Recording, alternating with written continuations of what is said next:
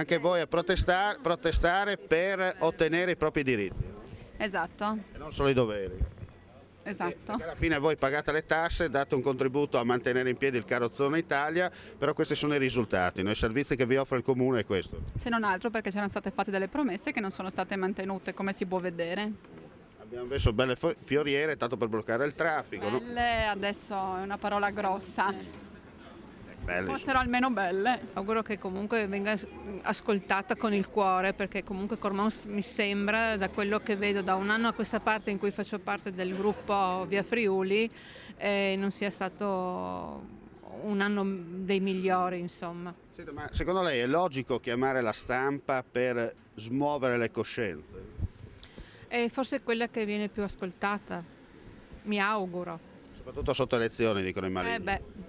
Sicuramente, per comprarsi qualche voto. Anche perché abbiamo fatto riunioni su riunioni per discutere di queste cose, abbiamo presentato progetti che evidentemente, come potete vedere, non sono stati assolutamente presi in considerazione da questa amministrazione e quindi è giusto protestare. Questo è il progetto che ci è stato presentato dal Consiglio Comunale, dal nostro Comune, per riabbellire Via Friuli. Non è stato mantenuto perché i posteggi non sono stati ripristinati. Nonostante questo abbiamo cercato di trovare un comune accordo per trovare un equilibrio, per accontentare chi voleva i posteggi, chi voleva i fiori che abbelliscono, chi voleva tutto.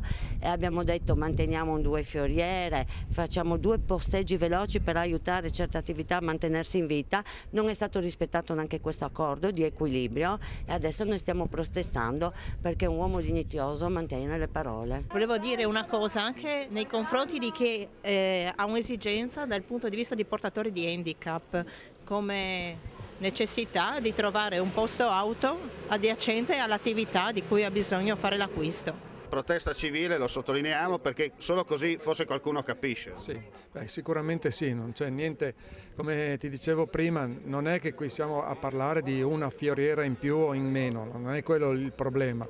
Il problema vero è che adesso interessa, questa disputa interessa questa via, ma domani potrebbe interessare un'altra via, potrebbe interessare altre problematiche del commercio e delle attività economiche di Cormons, per cui è il modo di operare che ha mantenuto questa amministrazione in questo frangente, in questa vicenda.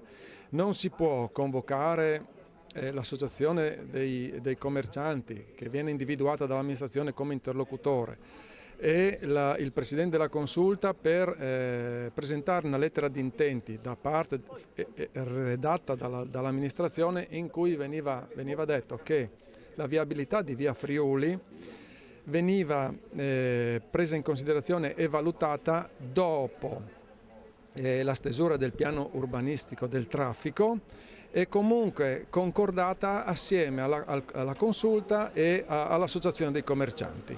Chiedo all'amministrazione veramente che ritorni sulle proprie posizioni e che vada perlomeno a copiare cosa è successo in giro. Andiamo a Gradisca, via Ciotti, andiamo a Gorizia 2-3 vie, andiamo a Udine 2-3 vie, dove sono state fatte le pedonalizzazioni, le vie sono morte. Io non me lo so spiegare il perché, però è così. Per cui qui non c'è nessun senso, non c'è centro storico, non vedo perché bisogna chiudere.